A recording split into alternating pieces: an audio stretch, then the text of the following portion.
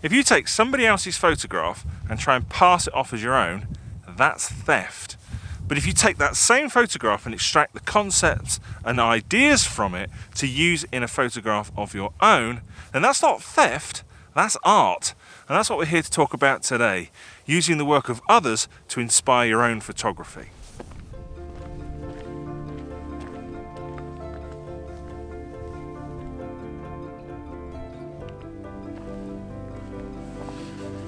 If you've been watching my channel for any length of time, it will come as no surprise to you at all that my videos are largely unplanned. I have a general idea what I want to talk about each week, but when I come out on location, most of the time I'm just winging it. And that does have a bit of a problem, is that sometimes the key message, the key point I'm trying to get across gets a bit jumbled. And so at the start of the year, I began writing blog posts to accompany each video. And that gives me the opportunity to take my time to craft my message and to get the key points across as clearly as I possibly can. Now, in last week's video, I was talking about experimentation. And I wrote a blog post that expanded upon that to talk about the approach that I have to learning and how I have a very structured approach to that and how that's helped my photography. And I tweeted that. I was saying something along the lines of, if we have a structured approach to learning, it can help us become the photographer we wish we were.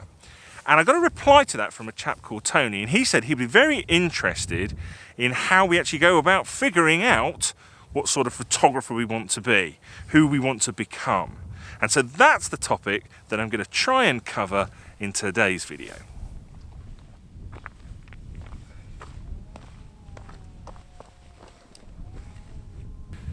Now, if you ask me, at a very core, basic level, there are two things that define your ability as a photographer.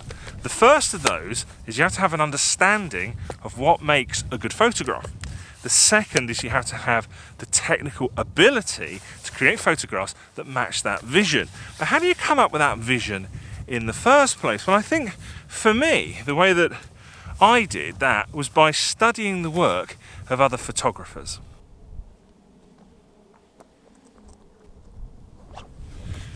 Now, when I first started to get interested in photography, or started to develop a real passion for it, the first photographer that inspired me was Kenna.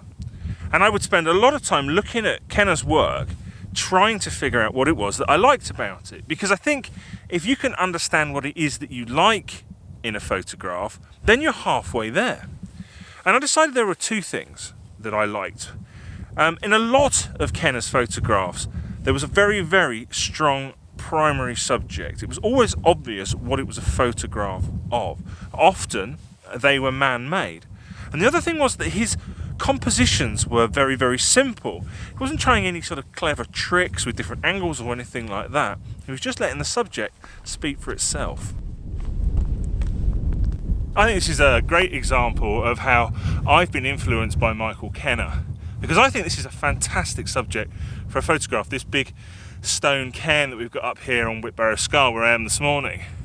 It's got this fantastic shape, wonderful textures, great patterns in the stone that it's been used to build it. It's been made up of the limestone that you find lying around here in the surrounding area. And I'm not doing anything complicated. I'm just putting it in the middle of the frame, and as I said earlier, letting the subject speak for itself.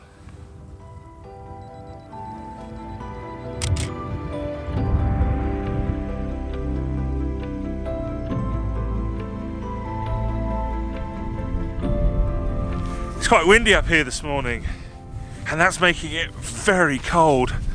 I don't mind the cold so much, but I don't like the wind at all. And it's been so windy here for the last couple of weeks. It's kind of limited my opportunity to get out and shoot, because I don't like shooting in the wind.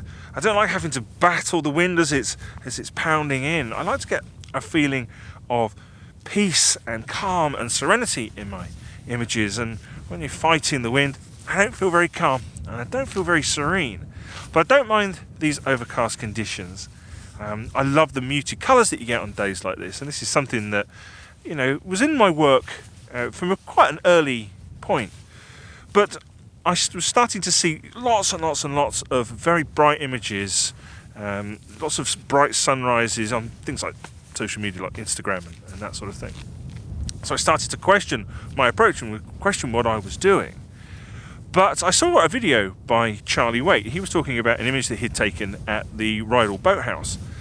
And he made a couple of points. The first was that it had a very muted colour palette. It was all made up of ambers. So that's something that resonated with me. And the second thing was that he was saying that there was no direct light. Now, I'd thought this for a while. I didn't think that a photograph needed necessarily direct light, so long as it had sort of naturally occurring contrast in it. And to hear Charlie say this reaffirmed what I was thinking already, and it gave me the confidence to continue on the path that I'd already set for myself. Once I started to get a little bit more experienced at photography, I wanted to start to take on more complex compositions. And so I turned to another photographer, Joe Cornish. And Joe is quite well known for his use of foreground. I think sometimes his foregrounds are rather unkindly referred to as the JCB, the Joe Cornish boulder. And again, if you've watched this channel for any length of time or seen any of my work, you will know how much I do love a nice big rock in the foreground. But the other thing that I learned from Joe, he wrote in a book that he co-published with Charlie Waite and another photographer called David Ward. It's called Developing Vision and Style. It's a fantastic book on landscape photography. And in that he talks about how important balance is to him in composition. And so that's something else that I have started to focus on, trying to make my compositions much more balanced. And today, my 3 principles for aesthetics in photography are simplicity, which I got from Michael Kenna, depth and balance, both of which I got from Joe Cornish.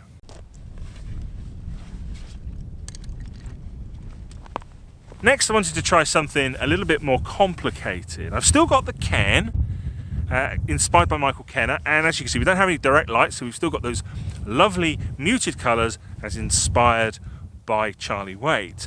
But I've come a little bit further away, so now I've got this limestone in the foreground, and that creates perspective. The limestone's fairly big in the frame, the can's fairly small, and that gives the image depth.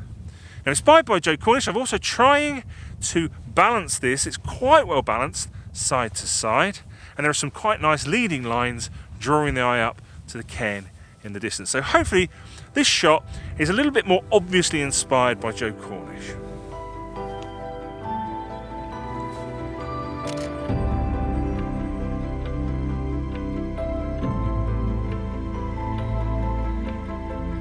With my love of wide vistas and my preference for overcast light, sometimes those shots just don't work.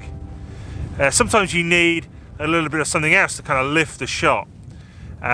Some light to add some contrast or something like that. And so more recently I've started looking for other opportunities, specifically at intimate landscapes. And a photographer that I mentioned earlier, David Ward, he said that intimate landscapes not only increase the amount of available subjects, but also the amount of available light, because they're better suited to the kind of overcast and now quite frankly rainy conditions that I've got up here this morning. And so I'm going to finish with a much more intimate shot, and I'm not going to change subject though. I'm going to stick with this lovely old can here.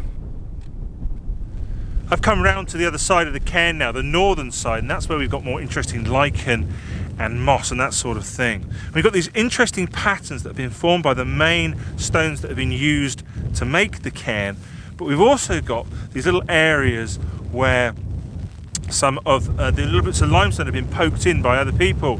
So there's a little bit of a story element there as well, and I framed this up as best I can, but this isn't really my forte. So I'm not quite yet at the standard of David Ward.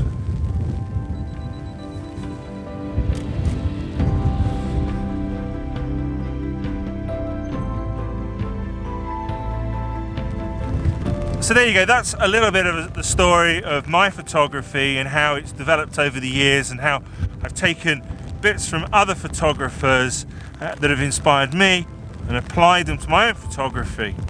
So if you want to improve your photography, or you want to develop a little bit of a photographic style, and spend a little bit of time picking a few photographers that you look up to, whose work you really like. Look at their work, figure out what it is that you like about it, spend some time reading their books, maybe even watching their videos, and pick out all the little bits and pieces that you really like and apply those to your own photography.